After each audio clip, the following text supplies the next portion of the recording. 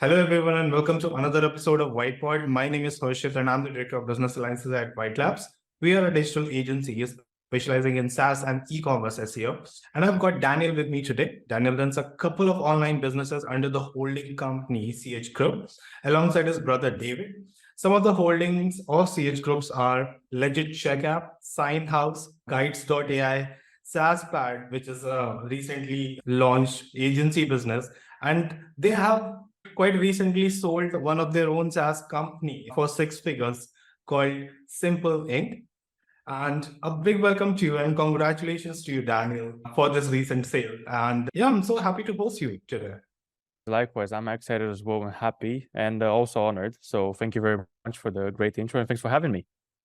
Brilliant. All right. Now, before we start with the CH group and all the wonderful things the group basically does, please let the viewers know a little bit about you and your professional journey so far.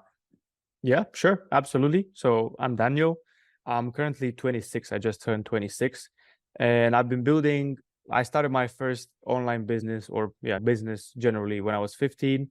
I run this micro holding company, which at one point in the future, I hope I'll be able to take away the micro part, which is the CH group. And yeah, we run a couple of online businesses. We've recently had our first exit. So I've completed the circle because a year and a half ago, I've also acquired my first company. So done that as well. Much like you've mentioned, we run these companies. And what else can I say? We're just looking to build beautiful businesses that help people make money, but make money in a healthy way, which is what I define as obviously bring value to people in a sustainable way and charge for it. And that's pretty much it. Anything which we have a couple of routes we can go down. I'll let you lead here, Harshit. Which route should we go? Right, let's pick Simple.ink and the six figures altogether. Could you share some insights into the process of selling of your SaaS business? And let's start from the initial consideration to the final deal altogether. Yeah, sure. So for context, Simple.ink is a Notion website builder. In case anybody listening doesn't know what Notion is, it's a popular, they call it a note-taking app, but at this point, it's more than a note-taking app. It's a productivity tool. Let's call it that way. And if the person listening to this hasn't ever used Notion, all you need to know is that besides notes and all the stuff that come with a to-do app and everything that Notion does, the important thing to know about Notion is the fact that it's very aesthetic, very minimalist. What I want to highlight here is that it's very hard to make Notion look ugly. There's a lot of breathing space. And so because of that, and here is what Simple.ink did, because of that, people wanted to turn their Notion pages into websites. What does a website mean? It means stuff like adding a custom domain so that you have yourname.com instead of notion.com/blah, blah, blah. They want to customize it and multiple features. And that's pretty much what Simple.ink did. And from launch to acquisition, it took us 18 months. And I realize now, and because I used to be in a position where I was listening to somebody doing this in 18 months or 12 months or 24 months. And I was like, wow, how the hell am I ever going to be able to do that? Is that even possible? Or is just something statistically very unlikely? What I have to mention is that up until month 17, I didn't know we were going to sell. And that's mainly because, it happened very fast. And yeah, we got an offer that was really good. And this is what happened. But the process of selling is, well, we've been lucky. We had a great acquirer with whom we still keep a relationship. I guess this happened a few months ago. It's not like it happened years ago, but to this day, we have ongoing conversations about working together. And the process simplified was put up the company for sale. We pretty much listed it just to see what kind of demand there is. And I've actually heard this many times before. Founders sometimes do that. They get an offer. You're like, yeah, I'm not looking to sell. But then you consider it and you're like, what would life be in that way? So we put it up as a listing on acquire.com. And in fact, what I should have done if I were to sell a company right now is listed absolutely everywhere, even Facebook groups, even, I don't know if Craigslist, but whatever. Yeah. Because the more demand you have, the more you can create a bidding war between the possible acquirers. That's something we should have done. That's something I would do differently now. But yeah, the process was straightforward for us. We listed a couple of conversations, back and forth, got an offer, There were some negotiations with the offers because we had multiple offers. And then, as I said, we were lucky to have a great acquirer that was fast, straightforward, and I cannot praise them enough. But I guess there are also bad acquirers. So this is how the acquisition went. Now, the actual acquisition. What actually happened was we listed it, and for a period of time, we had a couple of conversations, even with competitors, that ultimately led to nothing. Now, I didn't include that as part of the acquisition because we didn't lead to an acquisition. But once it started happening, it was straightforward. So back to how it went, we had those conversations. They led to nothing, and it was a bit frustrating. But then we started restart the conversations from the listing, and then it was moved from down there. I suppose we can talk about this if it's of interest. We got the chance to see what a good acquirer looks like and what somebody who's not looking to acquire your company looks like. I don't want to say bad acquirer because I suppose for a bad acquirer, you need to actually sell to them. But yeah, it just felt like a lesson there, going through both ends of the spectrum. Yeah, that's pretty much how it went. So apart from a good offer that you got, is there any other factor that led to the decision to sell Simple.ink?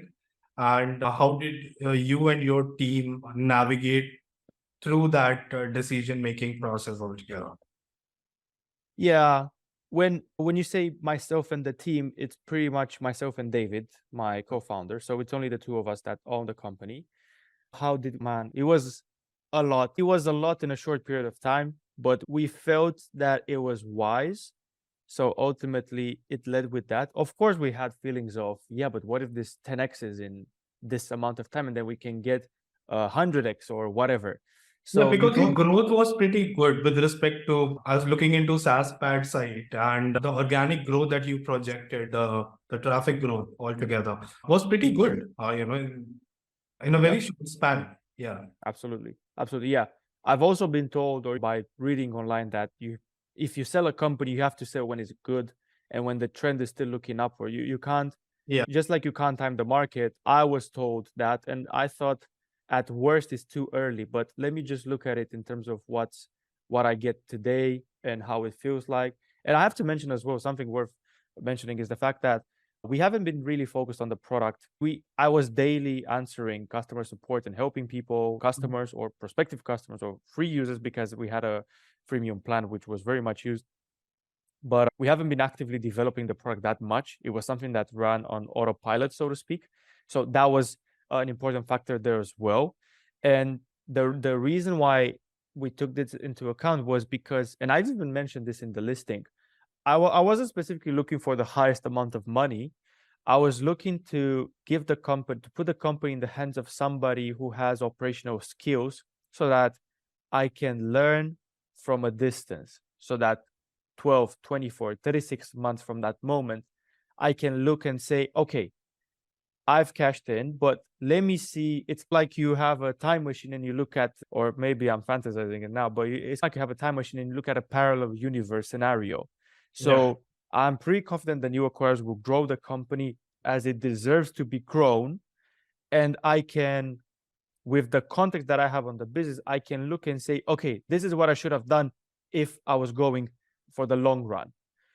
So I think the value, and as I said, I mentioned this in the acquisition post as well, the value isn't that much in the money for myself. Of course, there is in the money as well, but the main value isn't in that. It's also in, hey, I want to learn from you running this.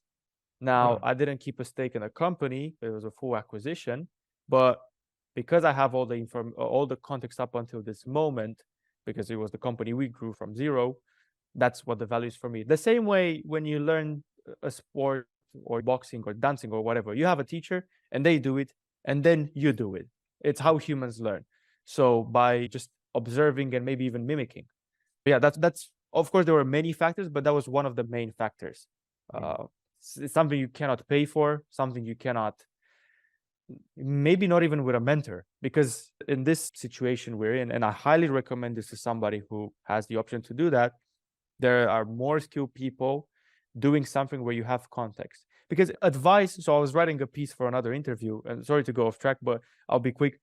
Advice is like sometimes people use wrongly fitting advice. Sometimes kind of like use it trying on clothes in the changing room. The t-shirt is an extra small and you fit a medium but you're like, I want to get it just maybe because that doesn't fit you. So advice isn't always fitting you because the person doesn't have the context. It might not fit your context, etc. The point I'm making here is the reason why I recommend selling a company to somebody who is very much experienced is that you have all the context and you see a future scenario which hopefully is positive. So I think that's in between somebody mentoring you directly and actually doing it is the best way, but then you lose and you waste the time. This is a solution I found and I think is valuable. I guess we'll check in 3 years to see if it was as valuable as I thought. But yeah. Man, I was actually looking into your official tweet when the acquisition happened. And on that tweet, you mentioned luck to some extent, right? Can you elaborate on the role of luck that played in the successful exit and how it intersected with your hard work and strategies? Yeah, sure. I attribute it to luck. I think people who say you make your own luck in a definite way, as in it's 100% the luck I've made for myself, I don't see it that way. I think you make your own luck by putting yourself in a position where you can be lucky. And obviously, it's a philosophical discussion. But yeah, this is what we've done. We've put ourselves in a position where we might end up lucky, and we did. What does that mean practically? We built on top of Notion. We got lucky because Notion grew, so we grew. But we also could have gotten unlucky. Maybe Notion closed, or maybe they weren't growing as much, or maybe they were just stagnant at one point. What would have meant for us? We would have been stagnant, or if not even going downward. So that is something that was lucky. Lucky was as well listing and finding a great acquirer, and yeah, whatever. I guess hard work and the possibility of getting lucky increases the surface area of luck. And this isn't my original thought. This is something I've heard as well. So I'm just relaying it to you. And yeah, I suppose this is one part of it. And the second part of it is making the most out of that luck. Because if you get lucky and you don't make use of it, it's as if you didn't get lucky at all in the first place. What that meant for us was, for instance, once we quote unquote got lucky with some of the SEO efforts we've done, we tried to squeeze the most out of that luck. Yeah, I can't think of something else at the moment, but if another example comes to mind, I'll share it. I don't have a definite answer, and I think nor do you have to have a definite answer on how you deal with luck. But this is the way I see it, and I think what I'm sharing now is only helpful retrospectively. In the moment, though, I suppose it only helps to put yourself in a position where you could end up lucky, and if you do, that's great. If you don't, keep on doing the hard work so that you can increase the chances of that luck or the effect of it. Yeah, makes sense. And since many entrepreneurs and startup founders dream of selling their business for substantial sum altogether, what advice would you give to those looking to achieve similar success in the SaaS industry? Yeah, first of all, it's not as glamorous as one might think, but I'll get back to this. Once you do it, it's not like your life is changing. It is changing some aspects, but it's not like that part in the movie where everything is just forever perfect, or if it isn't for long. But I guess let's talk practical stuff first. I mentioned this in the past, and I think I stressed it enough. I think the main thing is, and it sounds trite, but fundamental advice sounds trite, and we too often forget it, and this is the human nature. Build something you would want to sell. Build a company. Maybe you have a product, but not a company that you can sell. Building a company you would want to acquire means having processes in place, having everything documented well, having SOPs, having people, having the freedom to work on the big picture while the day-to-day stuff is being handled, if you can. For instance, for us, we never hired somebody for customer support. So I did it, I myself. And that's not to say you cannot sell a company if you don't have somebody hired in customer support. Having it documented, though, goes a long way because the person or the people acquiring the company will be massively benefited from that, and it reduces risk and everything. So if you can put yourself in the shoes of somebody who says, I'm going to give you 8 or 7 or 6 or whatever amount of figures today, all cash, wire transfer, you get it next week. I'm going to give it to you today for this. They have to at least have an idea of how they can make their money back plus some more. So building a company you yourself would acquire is it's ground zero. Another thing that I was told as well was really helpful was you have to sell when you don't have to sell. So when you're not required, or where you're fine if you don't sell. Of course, if a deal falls through, you're going to be disappointed for a bit, but then you're not devastated if it doesn't go through. Because you're winning either way. So we were at a point where we found some new features, some new avenues we could explore, building a couple of features and some new marketing efforts. And we were like, are we selling or not? And if the deal fell through, we said, that's fine. And if the deal went bust, then that's fine too, because we had this other route to go. I suppose religion has a bit to do with this, because we were like, okay, the universe will guide us. But I guess to each their own with religion. So those are the fundamentals. Selling when you don't have to sell, and building a company you yourself would acquire. Of course, it's hard to imagine if you weren't in that position. You could go a bit in that direction. Maybe somebody who acquired a company and you ask them, hey, what would you buy this company? You don't have to, but like, how can I make this company desirable for the acquirer? Because yeah, that's what they keep in mind. Risk and all that dimension of assessing everything they can do with it and turning a buck. Yeah, that's what I would say when it comes to the practical stuff about how to sell a company. Well, that makes sense. In your journey, you did mention that you're trying to innovate even when you weren't the first in your niche. Can you expand on your approach of innovation in that sense and how it contributed to Simple.ink's success altogether? Yeah. So for context, my first bigger success was innovation. I got lucky. I squeezed that luck and everything. Then I wasted I estimate about $100,000 in a couple of products, the usual entrepreneur route, unless I guess you're super lucky. We burnt about 100K building some 4, 5, 6, I don't know how many products that nobody wanted, that nobody asked for, that nobody needed, etc. And then I just got tired and I said, screw innovation. If it goes well, it goes really well, but I'm not here to test my genius capability. I'm not here to fight. Because the thing with innovation is, it's like in a certain way, it's a test to find out if you're a genius or an idiot. But you find out a couple of dollars and months, if not years later. So I said, I don't care how smart I am. I'm here to make money in a healthy way and help people and create value. So screw this. I'm going the other route. I'm not innovating unless you have the budget to, I guess, afford it, but that's a separate discussion. So yeah, ever since in the way that I do business building, because, so again, context, I'm not technical. I cannot code. I have to hire people, which is where the 100K went, or whatever amount I spent and wasted. I cannot code. I have to measure a couple of times and cut once. I can do design and I can do product development, but yeah. So I just wanted content writing, you're good with that as well. Yeah, we do distribution as well. But in terms of choosing what product to build, I can only do this part, the design part and the product management, sorry. Is he a techie? No, he isn't either. We both do distribution, content, SEO, or whatever thing we can do to increase usage, user base. That's pretty much what we do. That's interesting. Obviously business building, but everybody running a company has to be doing that. So I'm not counting that. Yeah. I had to go down that route and pay for development and everything. So given my toolkit, I had to find something that was a safer bet. So in other words, if I thought to myself, or with David, if I'm going to spend a year writing content, making a logo, from the small to the big things, spend all this effort, I want to increase my chances of success. And you can do that by taking something that already works and adding your twist to it. I'm not saying clone or replicate. And I have to make this mention every time. And even then, people sometimes in Reddit comments, they're like, oh yeah, blah, blah, blah. I'm not saying clone. I'm not saying replicate. I'm saying look at something that already works. For instance, we've built an e-signature tool. There are 20 plus great solutions out there. More than that.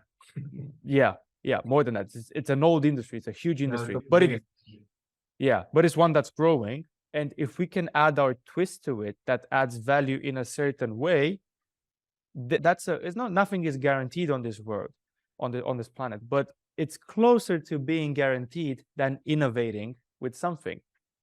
So I think if you do that, again, this is what I've chosen given my toolkit and my skill set and my limitations, because that's something else. I said, okay, I can do good design, not great, but good design. I can do content. I can bring users. How are we channeling this? And I said, look, if it's going to take a year or 5, I'm choosing e-signature because of this and this. One of the reasons, for instance, is the fact that e-signature tools have a viral loop. When I send an email to somebody with a document, that person finds out about SignHouse as well. SignHouse is our tool. So this is one of the reasons. If I send to 100 people across a year, one user brings you 100, maybe not users, but 100 people that get to know about SignHouse. 50 actually acknowledge it, 30 enter your website, 5 get to actually sign up, and 2 of them pay. Good, that's fine. That's free CAC. Customer acquisition cost is 0 for that. But anyways, I'm digressing here. This is why we've chosen something that already works instead of innovating. I've burned my hand on the stove with enough time and money, and perhaps I will innovate again one day. I'm not angry because of the money and the amount and the time I've wasted, because I got lucky in the first place, which allowed me to do all this. So I cannot be grateful enough for that. But this is what I recommend. If somebody's listening to this looking for advice, and advice is saving time and effort and energy and resources based on somebody else's experiences, I would just copy something that already works and edit it so that it's unique, because it has your own twist, and that twist has to bring value in a different way.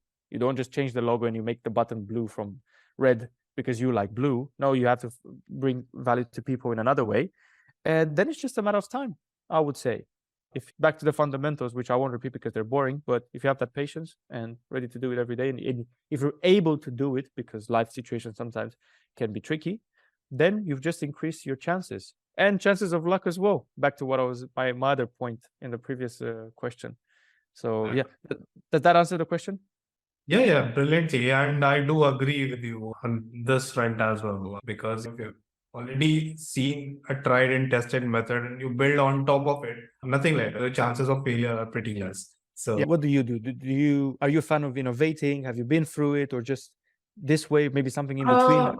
I basically, take the similar approach. There's something out there and you build on top of it. But yeah, I mean, on the side, I do crave for innovation as well. So I bring something unique. Yeah. But then again, that is way too data backed. I see what how my users are, some special thing that my users are requesting, or that solve something which is not out there in the market. I do tend to take that route as well. So it's like a middle approach. But yeah, Yeah. because It is sexy. Innovating is sexy. I think Hormozy had this analogy of the woman in the red dress from the Matrix movie, for anybody listening who's watched Matrix. It's innovating is the sexy thing, but it's sexy because I suppose I would say when we imagine obviously a positive scenario. The problem is chances are so low, and chances are anyways low, and it's hard building business. My thinking was, let's make this less hard. You can't make it 100% guaranteed success, but yeah. But you cannot even deny, Daniel, the benefit of being first mover. So that's again, like we have seen it in history. There are a lot of new things that come in the market and immediately capture it. And after 10 years down the line, though the second product that was built on top of it, throw the first one, because they have built such incredible branding over those years. And people rely onto that, not on a better system. So there are examples of that as well. So first mover, both the strategies do work. So yeah. Right. Let's look into some of you've already mentioned few, but I would like to dig a little more deep onto the unique selling point of Simple.ink. Yeah. So traffic was one, I'm sure. What all the other things were there, the KPIs mainly, that made it an attractive deal, an attractive acquisition target altogether? For the acquirer, for users when they were signing up? For the acquirer. Oh, I guess we'd have to ask them. But if I were to guess, I think I did, but I guess they're in a better position. I think one of the main things they liked, let's say in no particular order, I think it was attractive because it was profitable and at high efficiency. So it wasn't 100% profit margin, but it had a profit margin that was high. I'm looking at this now as I'm looking at possible acquisitions. After a certain MRR, monthly recurring revenue, for anybody listening who whatever, after a certain MRR, and high profit margins, there's enough bandwidth to make a couple of hires. So that was good. It was stable. It wasn't, because sometimes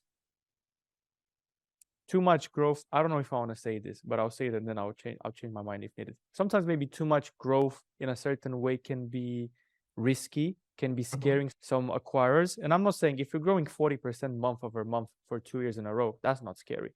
But if you're growing 40% in the last 2 months because you're an AI product, and that might tank, and that might be scaring some customers away, some acquirers away. In our case, we had constant growth that was across a long enough period of time. We weren't an old company, so our acquirer knew they knew what they're dealing with, obviously. But it was like we're going up, down, and then very much up, and then very much down. They looked at it and they said, "Can we predictably assume that this is going to keep on going this way? Look, it's not going off the charts, and it's pretty stable if you do an average. Great stuff." We were a bit of this is something I didn't know up until now. We were an old company for a micro SaaS. Again, 18 months isn't a lot. But if your SaaS is 3 months old, forget about acquisition revenue multiples, the average revenue multiples. You're 3 months old, can't really, you might find somebody, but the conversation is just so wild and unpredictable. The conversation we can go either to a very high multiple to a very low one, or something in between. Maybe you'll be at average, but if your company isn't very old, you're in uncertain waters, or at least the Because you don't know what's your customer span altogether, or 3 months is way too less to even predict your churn rate, all of those things. So yeah, definitely it makes it a bit sketchy. So think about it. Let's say I'm not coming from a rich family, but let's just, for the sake of argument, say that your father or your parents give you 100,000 and they say, "Look, go buy a SaaS company." Would you buy somebody who had, and then next month they only made $800, and then they made $4,000, and then they make 50? You wouldn't, because it's your family's money. And most of the time, acquirers, they might be dealing with somebody else's money. They have LPs, limited partners. They raise the funds, maybe not. And if it's somebody else's money, it's their money. And if it's yours, you've worked for it. So you have to be careful with, like, buying a house or buying anything, really. You're buying a car. Would you buy one that is rusty and everything? So this is something I didn't know. Age had something to do with this, because we were a year and a half old. Again, not very old, but it's not like it was 3 months old, and it had predictability. So profit, age, let's see, what else was attractive? They liked the Notion ecosystem. So this is something personal. But this meant they saw the value behind Simple.ink, because if you don't know what Notion is, you will not be looking to buy Simple.ink. No. They liked okay, here's an example to something I've shared earlier about putting yourself in a position where you can be lucky. A reason why I chose Simple.ink was because ultimately, once you build a website, we also host it. And website hosting, it's the nature of the beast. Website hosting means long billing cycles. Because let's think about it. When do you shut down a website? When you shut down the business, or when you switch? But sometimes switching is very hard. Long billing cycles, pretty cheap at the level of websites we were doing. It's not like people are. So if you're not spending a lot, it's also harder, or you're less likely to disable it. Yeah. We're growing with Notion. And something else that was attractive was because of the Notion ecosystem. I'll give an example. At one point, one of my developers said, "It's getting a bit tiring because we're playing catch up with Notion. Every time they release a new block, so maybe a quote block, let's just say, or maybe they change the settings on how the bolded font looks like, we have to play catch up, and it's this and that." And I thought about it long and hard, and I've shared this with him, and he was like, "Damn." I said, "Look, somebody in Silicon Valley is being paid $300K a year, and it's not just one developer, it's a team of developers building this beautiful product. They carry 99% of it, and we just do the last 1%, because when we make the code block look just like Notion because they changed something, it's just a styling change. We didn't have to do anything under the hood." For context, what happened was, the way Simple.ink worked was, when you made a change in Notion, our system automatically looked at how your page looked, and we updated the website. So ultimately, you were changing things in Notion. Yeah, this was something that the acquirers liked as well, because the product we were piggybacking the product based on Notion. So that beautiful text editor and all the capabilities, it's built in like Apple, designed in California, built in China. Same for us. It was, built in California, probably because Notion is in San Francisco, and just translated over to Simple.ink. So I would say those would be the top picks of why Simple.ink was an attractive offer. But ultimately, it was a business worth holding.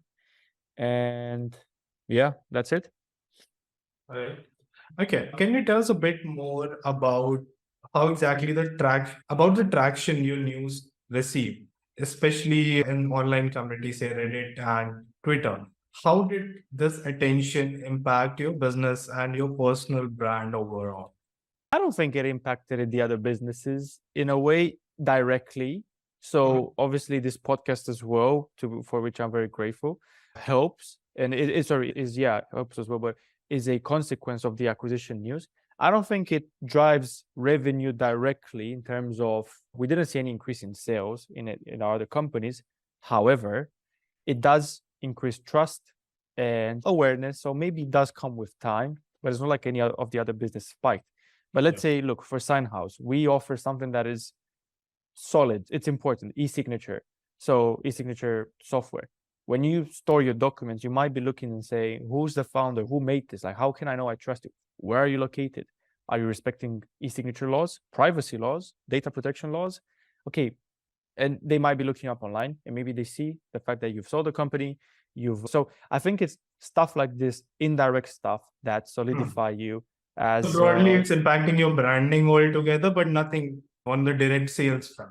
Yeah. So it's not like Gary Vee made a video with myself, but I guess it's like getting a Trustpilot positive review that buys you a bit of trust that might move the needle in some late stages. Gotcha. Right. Now, with CH Group's diverse portfolio of businesses, how do you manage and scale these different ventures effectively? You're dealing with lots of things, juggling with tons. And do you have any specific approach for the portfolio management altogether? Yeah, the thing is, because we know we also continue building or maybe even buying other businesses, like how I mentioned, picking a business to build where I have to work within the limitations. Yeah. We have to set some limitations as well with the holding company, which is we can only have at most one or maybe two companies because it's two people, myself and David. We can only have one or two companies at most that require your time actively. Other ones have to be on not autopilot, but they have to not require a lot of maintenance. This is really it. And this is really what we've learned by mimicking from other holding companies. So we can't be running 10 agencies because I think we'd either go crazy or we would implode, and neither is a good option. So if the companies can run by themselves on autopilot, which is a luxury of software companies, anybody listening to this is probably running or looking to start a software company. Most of the time, this is something that, however, we're looking to start the agency, SaaSpad. That's not scalable. So we're playing with fire there. We have to be careful because in an agency, you can implode. You can have too much demand. You can have too little demand. Maybe you have costs that are too high. Yeah. We're just trying to stay lean, bottom line. And that's our thing. Gotcha. All right, Dave. So we're coming to an end, Daniel. I would like to have a quick rapid fire with you. Are you ready for that? Sure. Let's go. Let's do it. All right. What one word do you want people to associate you with? Kindness. Very cliche, but this is the first thing that came to mind. Oh, that's sweet. Any funny nickname your parents or friends used to call you? My parents, you said. Yeah, parents or friends. Any funny nicknames? Just CH, which is at one point, it was just the way people call me. CH is just the short version of my full name. That's how I signed. But yeah, no, nothing like that. All right. What was your last Google search? Oh my God, let me look it up. I was looking for an outdoor dining table made out of metal, but it had to be like hard metal. I was unlucky. So that was my last Google search. I think in the future you might change this to what was your last ChatGPT conversation. Yeah. What is, but yeah, then Google also launched its own, right? So Yeah. yeah, people gonna still stick around that. All Yeah. right. What's something you could eat for a week straight? Iranian food. What is not a big deal to most people, but is a torture to you? If my t-shirts in my wardrobe are not aligned down to the line, like the same way you enter in a clothing store, they're all perfectly aligned. Yeah. That really bugs me. Oh, I'm not proud of it, but it's true. So I cannot lie. All right. And now the very last question. What never fails to make you laugh? My brother, David, and I watching memes. We have the same humor. We're not in the same city half of the year. And when we do meet, we have this thing where we sit down and we watch all the memes we've sent each other. It's a bit silly, but I guess it's a sibling thing to do. And yeah, I think it's actually funny. It's a funny deal. Was the age difference between you and David? 6 years. He just 6 turned years. 20. Yeah. Nice. So you are the elder one. Yeah, I'm the other one. Yeah. All right. Brilliant. Thank you, Daniel. Thank you so much for all the time, all the wisdom, all the information you have shared in today's session. And I appreciate it. Good. I appreciate it. It's been an honor, and I think you've been doing a great job. I feel like this was a conversation, not a podcast. Didn't feel like an interview at all. So I just want to put this out now on record as a praise to you. Keep on doing what you're doing because it's great. So thank you.